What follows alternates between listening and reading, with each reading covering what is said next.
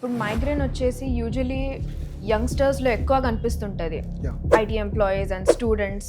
ఇది stress related ఉంటుందా లేకపోతే జెనెటికా, ఎట్లుంటుంది? How does it come? అంటే 3 Sలు అంటాను నేను. ఫస్ట్ స్ట్రెస్, సెకండ్ స్లీప్, తర్వాత స్క్రీన్. ఈ 3 లేని వాళ్ళు అన్నది ఉండరు.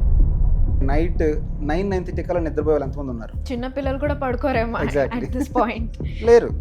దాదాపు అందరి స్లీపింగ్ టైము 10:30, 11, 11:30. అదొక డిస్టర్బెన్స్. సెకండ్, రెండో ఎస్ ఏంటిది? స్క్రీన్. వాళ్ళకి వర్క్ ఉన్నా లేకపోయినా అన్నది వాళ్ళని కాదు, మనం కూడా అందరం, ఎవ్రీబడి మనం ఫోన్తో కానీ ల్యాప్టాప్తో కానీ మనం గడుపుతున్నాం. మ్యాక్సిమం టైం మనం గడుపుతున్న వర్క్స్తో వర్క్ ఉన్నా సరే ఈ స్క్రీన్తోనే గడుపుతున్నాం. ఈ బ్లూ లైట్ ఎక్స్పోజర్ అంటాం. 3 స్ట్రెస్ లేని వాళ్ళంటూ ఉండరు. అంటే ఓల్డెన్ జనరేషన్తో మనం కంపేర్ చేసుకోకూడదు.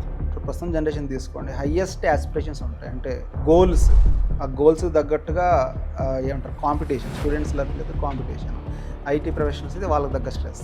ఈ 3 Sలు అన్నది హయ్యెస్ట్ ఏమిటి మైగ్రేన్ క్రియేట్ చేసే వాటిలో. జెనెటిక్ ఫ్యాక్టర్ అడిగారు.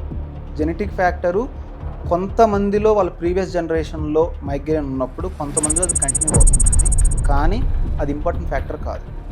ఒక జెనెటికల్ ప్రీడిస్పోజిషన్ అంటుంది.